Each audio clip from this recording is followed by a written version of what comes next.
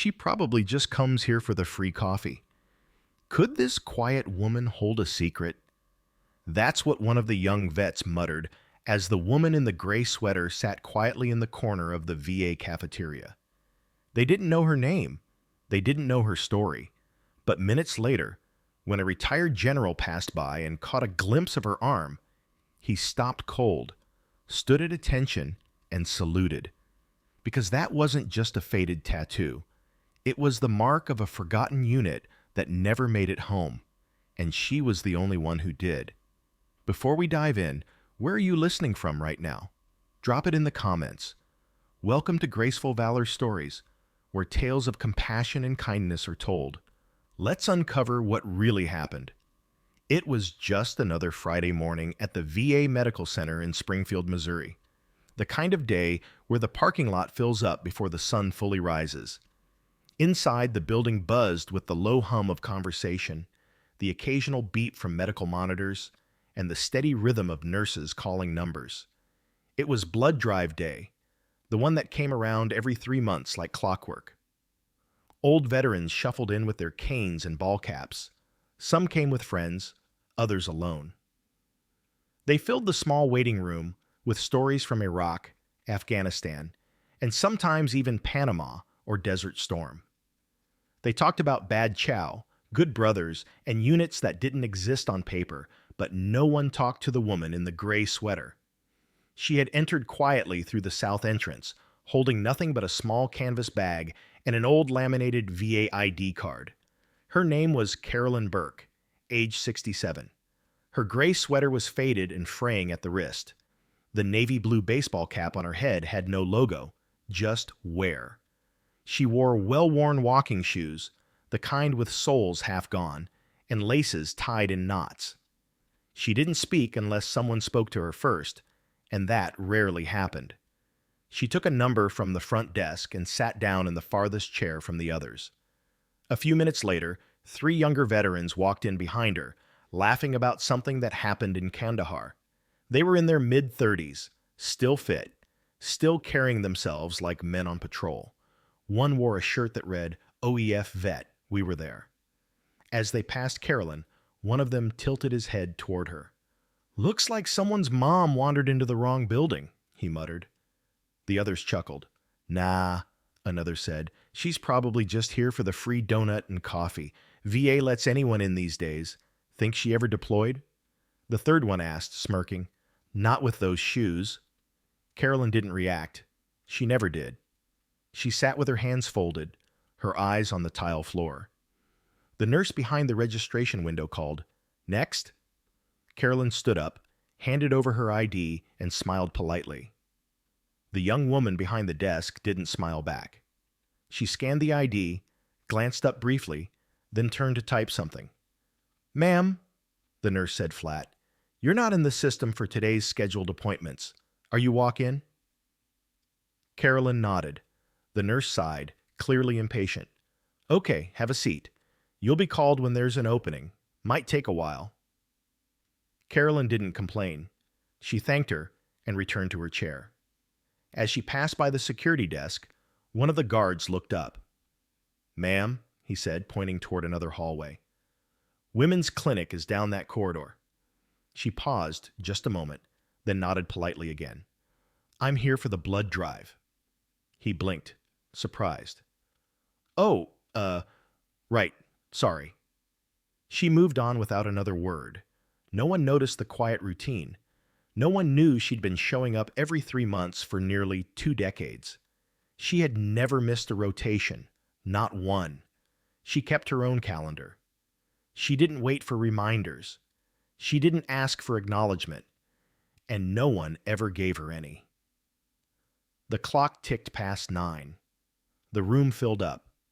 The coffee table in the corner held a tray of free donuts and a styrofoam box of coffee that had long turned lukewarm. Carolyn sat in the same corner every time. She never touched the donuts. A few people came and went. One older man nodded at her once. She nodded back, but he didn't speak. Across the room, the younger veterans were now scrolling on their phones. One of them looked over again. "She always here?" he asked the guy next to him. "I don't know," the other said. She looks like she lives out of that bag. Probably one of those types, the third added, not bothering to lower his voice. Gets by on widow's benefits and a fixed income. Still, she don't look sick. Wonder why she's giving blood. Probably to get the meal voucher. Carolyn heard every word. She still didn't react. At 9:17, her number was called. She stood, walked with steady steps, and followed a nurse down the hallway toward the phlebotomy bay. The hallway walls were lined with framed portraits of service members from wars long gone: Korea, Vietnam, Iraq. A few photos had ribbons or medals displayed beneath the glass. Carolyn didn't look at them. She'd already memorized every name. The nurse led her to a vinyl recliner by the wall. "You've done this before?" she asked. Carolyn nodded. "Yes, ma'am." "Which arm?" "Left." The nurse rolled up her sleeve. "That's when it happened, just for a second." The nurse paused. She squinted at the inside of Carolyn's forearm. There, faded but still visible, was a tattoo about 3 in high, 2 in a cross. It wasn't decorative. It wasn't pretty. It was strange. A metal skull, no lower jaw encased in Roman numeral 7. Above it, a laurel wreath, but broken in half. Behind the skull, 2 hawk wings folded downward like they'd given up flight. Beneath it all, in tiny, sharp letters, barely legible, 1 returned, 6 fell. The nurse frowned slightly. "Is that military?" she asked. Carolyn said, "Nothing." The nurse shrugged and continued with the prep. She cleaned the skin and began setting up the needle. A voice echoed down the hallway just then. "Make sure they have enough chairs in the lobby. I don't want folks waiting outside in this heat." It was a commanding voice, calm, efficient. The hallway shifted slightly. Staff stood a little straighter. Then he came into view, a tall man in a charcoal gray blazer with a Marine Corps lapel pin. His hair was silver white, neatly combed. His posture was unmistakable. Retired Lieutenant General James Halbrook. He walked with purpose, nodding to nurses, staff, and veterans along the way. He had seen thousands of soldiers in his lifetime, thousands of faces, hundreds of scars. But as he passed by the blood donation bay, he stopped. Just stopped mid-step. His head turned slowly. He had caught the shape of something familiar, something no one else in the building would recognize. His eyes landed on the tattoo on Carolyn's arm. He took a breath, and then, without hesitation, he stepped forward. The nurse looked up, startled. General Halbrook didn't say a word. He stood in front of Carolyn, straightened his back, and offered a full, formal salute. The hallway fell into silence. No one moved. No one spoke. Even the nurse froze, eyes wide. Carolyn met his eyes, calm as still water. Halbrook's voice, when it came, was quiet. "Ma'am," he said with a shake in his throat, "I've read every classified file from Ridgefall. I never thought I'd meet one of you." She didn't speak. She didn't need to. He dropped his salute and stepped back, his eyes still locked on that tattoo. A single tear welled up in the corner of his eye. Could this tattoo unlock a forgotten legend? Back in the waiting room, the young veterans had gone quiet. They had seen the salute. They had seen the look on the general's face, and they had seen Carolyn Burke, the woman they called a nobody, saluted like a legend. The silence in the building was heavy. And for the first time in nearly 20 years, Carolyn Burke was no longer invisible. After the moment passed, after General Halbrook lowered his salute and stepped away, Carolyn quietly finished her donation. She didn't explain anything. She simply waited for the nurse to bandage her arm, nodded in thanks, and stepped out of the chair as if nothing unusual had happened. The room slowly began to breathe again. People resumed talking, though more softly than before. A few heads turned as she walked back down the hallway, but no one said a word. Not yet. Outside, the sun had risen higher over the parking lot. Heat shimmered across the pavement, and cicadas buzzed somewhere in the trees beyond the chain-link fence. Carolyn crossed the lot at a steady pace, her canvas bag swinging lightly at her side. She stopped at the farthest row of vehicles, where only 3 cars remained. One was a silver SUV with tinted windows, another a black sedan with Army bumper stickers, and the third a 2001 Ford Ranger with rust creeping up the sides, one taillight taped with red plastic, and a cracked windshield on the passenger side. That was hers. She opened the driver's door with both hands, easing it against the tired hinges. The inside smelled faintly of old leather, peppermint gum, and gasoline. On the passenger seat sat an old paperback novel and a spiral-bound calendar. She placed her bag on top of them, adjusted the rearview mirror, and started the engine. It coughed once, then turned over. She didn't rush. She never did. Pulling out of the lot, she passed a group of veterans chatting under a tree. One of them glanced up, recognizing the truck. He didn't wave, but his eyes followed the taillights until they disappeared.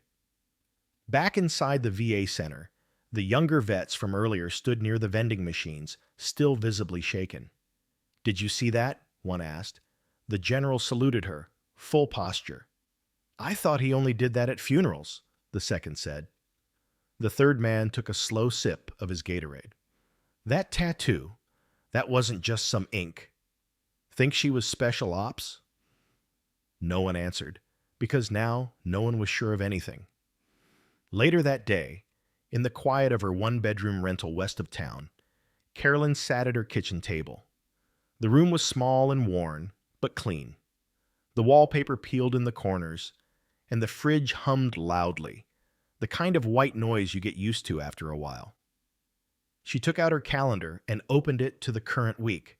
One box was already marked with red ink. Friday 9:10 a.m., Blood VA. She drew a small X through it. Another one just like all the others. She had more than 60 X's on that calendar alone, and that was just since last year. She leaned back in her chair and looked at the photo on the fridge. It was sun-faded, yellowing at the edges. A girl with dark hair and a crooked smile stood in a graduation gown, hugging a woman with younger eyes, but the same smile.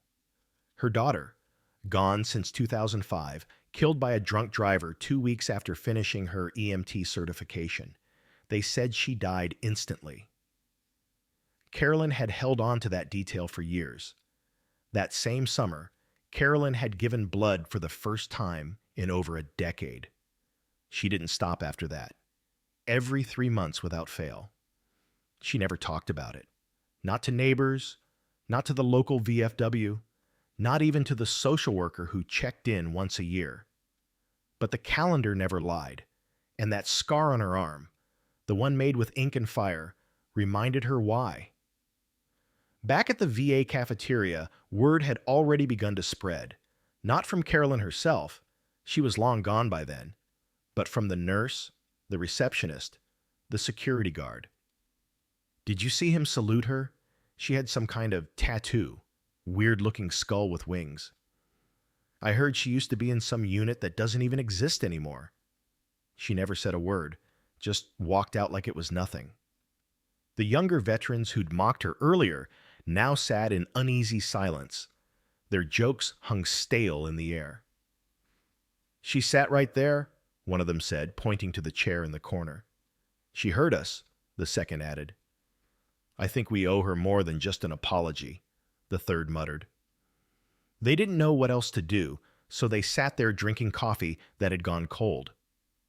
At VA headquarters, General Halbrook was on the phone. His office overlooked the main courtyard. A small American flag fluttered outside his window. "Yes," he said, voice low. "I'm sure." He paused, listening. "No, not a doubt in my mind. That tattoo wasn't a replica. It was exact." Another pause. "I want a quiet review of Ridgefall archives. No formal report yet. Just find what's still redacted." He hung up slowly, staring at the file cabinet in the corner. One drawer hadn't been opened in years. He didn't reach for it, not yet. Some ghost didn't need unlocking. Some found their way back without help. 3 days passed. Carolyn went on as she always did. She bought groceries at the corner store, watered the plant by her window, mailed a birthday card to a niece in Oklahoma. But something had shifted at the VA. When she walked in that Monday morning, not for a donation, but just to pick up a prescription, the receptionist greeted her by name. "Good morning, Ms. Burke." Carolyn raised an eyebrow. The woman smiled. "Let me get that ready for you." In the hallway, a janitor stopped her. "Ma'am," he said, adjusting his ball cap. "I saw the salute." Carolyn gave a soft smile. "That's so, yes, ma'am. First time I've ever seen the general salute with both heels locked." She didn't say much more. She never did. But as she stepped outside again into the hot Missouri sun, a younger veteran was standing by the door. He looked nervous. "Excuse me," he said. "Are you Ms. Burke?" She nodded. He held out a coffee from the machine. "I didn't know what you liked." Carolyn took it without hesitation. "That'll do just fine." He stood awkwardly for a moment. I just wanted to say I'm sorry for what I said the other day." Carolyn gave him a long look, not unkind. "You were young," she said. "Still are." He nodded, eyes cast down. "But you've got ears and eyes. Use them better next time." "Yes, ma'am." She walked past him then, coffee in hand, keys jangling in her palm. She didn't look back, and he didn't forget her. That afternoon in a private meeting room, General Halbrook reviewed a document dated 2004. It was stamped "Classified in red. Operation Ridgefall, 12-person team." Only one name had survived the black ink of redaction. C. Burke, Communications and Field Recon.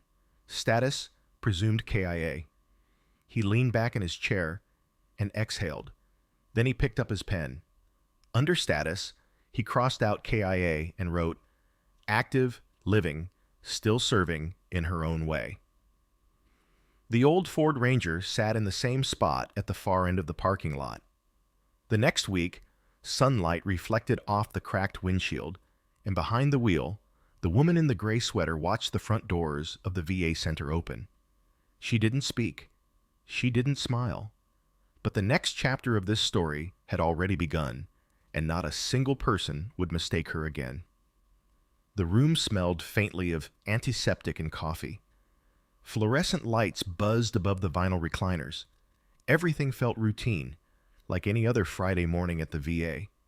Carolyn Burke sat silently as the nurse rolled up her left sleeve. The fabric of her old sweater folded back slowly. Wrinkled skin appeared first. Then a faint trace of ink so faded it looked like a shadow at first glance. The nurse leaned closer. She paused, not out of alarm, but curiosity. There, on the inside of Carolyn's forearm, was a tattoo. Not colorful, not decorative, but precise, deliberate. A skull made of iron stared outward, missing its lower jaw. Its hollow eyes were tucked inside the carved edges of the Roman numeral 7. Above the skull, a laurel wreath cleanly broken in half. Behind it, 2 falcon wings folded downward, not soaring, quiet, like a bird that had landed long ago. Beneath it all, a small inscription, nearly impossible to read unless you knew to look. 1 returned, 6 fell. The nurse stared at it a moment longer. Her lips parted as if she might ask a question, but Carolyn's expression was still. She didn't explain. She didn't offer a word. The nurse blinked and cleared her throat, then looked away, returning to her task with sudden formality. She swabbed the arm, tied the band, inserted the needle. The blood began to flow, quiet, uninterrupted, like always. But this time, someone was watching. Down the hall, General James Halbrook was conducting his usual inspection. He moved with steady authority, nodding to staff, pausing to shake a few hands. He was known here, respected. But today, he wasn't giving speeches or standing in front of cameras. He was halfway through a conversation about supply logistics when he caught something. Not a sound, a shape, a mark. Through the half-open door of the blood donation bay, he glimpsed a forearm, a faded tattoo. His heart skipped. He stopped mid-sentence. The man, walking beside him, stammered slightly, unsure why they'd halted. Halbrook didn't respond. He stepped away from the conversation. One step, then another. Eyes locked on that single patch of skin. He walked into the bay without announcing himself. The nurse noticed him first. Startled, she stepped back, unsure. The other veterans in the room fell silent as soon as they saw him. A general walking in unannounced. That didn't happen often, but he didn't look at them. He looked at Carolyn and at the ink. He drew closer, like a man approaching a grave he thought he'd never find. Then slowly, he straightened his back and raised his hand. A full, formal salute. The air shifted. Even the fluorescent light seemed quieter. The nurse stood motionless, the blood bag still slowly filling in her hand. The other donor stared. Eyebrows lifted, some with confusion, others with reverence. The younger veterans near the door, they didn't breathe. General Halbrook held the salute. A long moment passed, and then he dropped it with trembling fingers. His voice was softer than usual, but steady. "Ma'am," he said, looking directly into her eyes, "I've read every word from Operation Ridgefall." He swallowed. "I was a division commander when that op went south. We lost comms. They classified the whole mission, said all personnel were presumed KIA. He paused, then motioned slightly toward her arm. "That tattoo, that's not public. Only one person was ever cleared to wear it." Carolyn looked at him, not coldly, not warmly, just calmly. She didn't nod. She didn't deny. She didn't need to. Halbrook took a half step back, visibly moved. His voice cracked just slightly. "You're her," he whispered. "The one they said couldn't have made it out." Carolyn turned her head gently and looked at the wall. Still quiet, still composed. Halbrook turned to the room. "She's not just a veteran," he said clearly. "She's Iron Wraith 7, the last one." No one in the room spoke. Some didn't understand what those words meant. Others knew all too well. Iron Wraith 7 was the kind of name whispered in secure briefings. No unit patch, no roster, no medals. They were the ghost sent into Kunar Province in 2004 on a mission never fully unsealed. Officially, the unit had 12 members. Unofficially, only 7 made it to the LZ. 6 fell in a firefight deep in enemy territory. 1 disappeared, presumed dead, until now.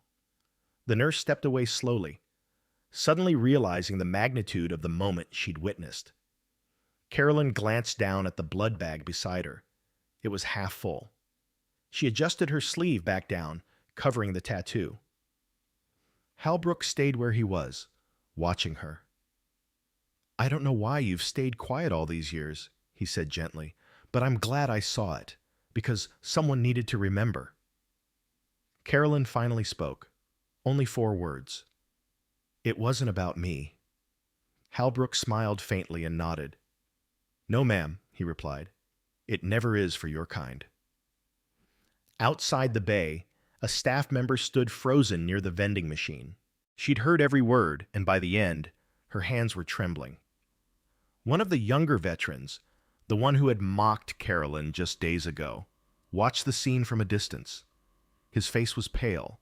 He took off his cap, held it in his hands, and didn't say a thing. After a long silence, General Halbrook gave Carolyn one final look, then turned and left the room. No fanfare, no orders, just quiet respect. Carolyn finished her donation in silence. The nurse removed the needle with surprising gentleness, bandaged the arm carefully, offered water. Carolyn declined. She stood, picked up her bag, and exited through the same side door she always used. No one stopped her. No one dared. But the story didn't stop. Whispers started in the cafeteria, in the pharmacy, even in the loading dock where delivery drivers shared their coffee breaks. She's still alive. Wait, that's her. General Halbrook saluted her like she outranked him. By the time the sun set that day, Carolyn Burke was no longer just the quiet woman in the gray sweater. She had become something else, something more. Not because she asked for it, but because truth has a way of rising, even through faded ink and silence. And somewhere in a locked records room, a folder labeled Ridgefall, Iron Wraith 7 remained sealed. But one line had been updated. Status, 1 returned. 6 fell.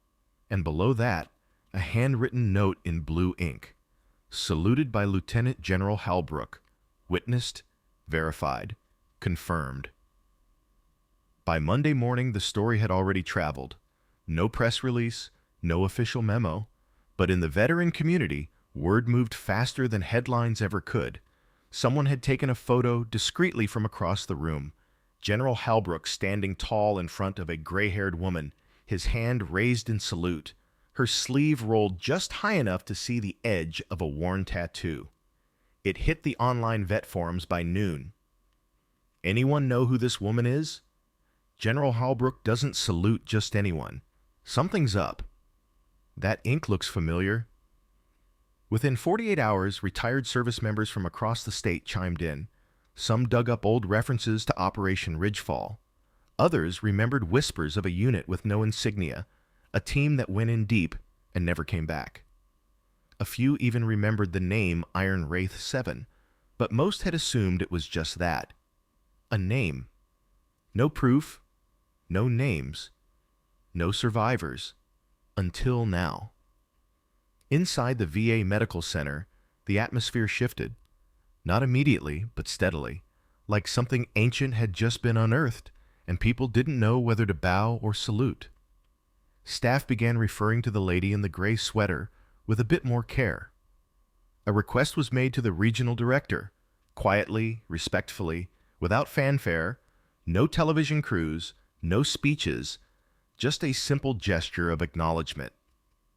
And 3 weeks later, it was done. The east hallway of the VA Center was renamed. A brushed steel plate was mounted on the wall near the entrance. Etched into it was a replica of the tattoo, the same iron skull, the broken laurel wreath, the downward falcon wings, and beneath it the words, 1 returned, 6 fell. Across from it, a second plaque, slightly larger, carried a single line. For those who served in silence and never asked to be seen. No name was listed. Carolyn hadn't wanted it. It wasn't about her. Still, veterans came one by one. They walked that hallway. Some stopped. Some stood quietly. Some saluted. A few left challenge coins at the base of the plaque. Others traced the wings with their fingers, lips pressed tight. Nobody needed to say who she was. They knew. Carolyn never attended the hallway dedication. Instead, she showed up 2 days later, just as quietly as ever, to refill her prescription. She walked past the new plaques without slowing. She didn't stop. She didn't even glance. But her pace changed just for a step, like a thread had tugged slightly at her chest. Not pain, not pride, just something deeply remembered. Later that day, she sat at her usual spot in the VA cafeteria. Same seat, same donut, black coffee in a white paper cup. This time, the chair across from her wasn't empty. A young man, early 30s, short haircut, still carrying the weight of something recent, stepped forward. In his hand were 2 coffees. He placed one gently on the table in front of her. "Ma'am," he said quietly, "I owe you an apology." Carolyn looked up, calm and patient. He shifted his weight awkwardly. "I was one of the guys who said things. Last time I didn't know. I had no idea who you were." She didn't interrupt, didn't rescue him from the silence. He swallowed and continued. "But I know now, and I'd like to hear, if you ever feel like telling, about what you saw or why you stayed quiet or even just what kept you going." Carolyn studied him a moment. There was no fear in his eyes, just humility. She tapped the coffee lid once with her finger, then offered a half smile. "Maybe," she said softly. "But first, sit down. Your coffee is getting cold." That wasn't the last time someone sat across from her. Over the weeks that followed, more came. Younger vets, retired nurses, a couple of old commanders who hadn't stepped foot in the building in years. They didn't always ask questions.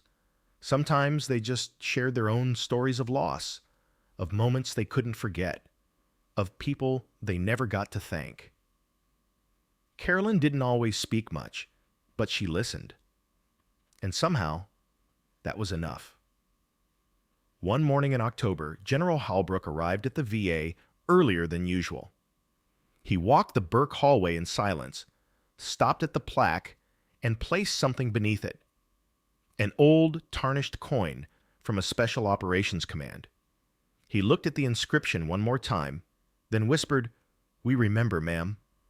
Then he turned and walked on. At home, Carolyn's life hadn't changed much. Same old truck, same bookshelf of weathered novels, same quiet routine. But there was a new picture on her fridge now, not a person, just a photo someone had taken of Burke Hall. The plaque, the shadow of her tattoo etched in steel. She kept it tucked beneath a magnet shaped like a hawk. No one asked why. She didn't explain. But some things don't need words. The last blood drive of the year came in December. Carolyn was there right on time. She took her number, sat in her usual seat. Only this time, people nodded. A few smiled.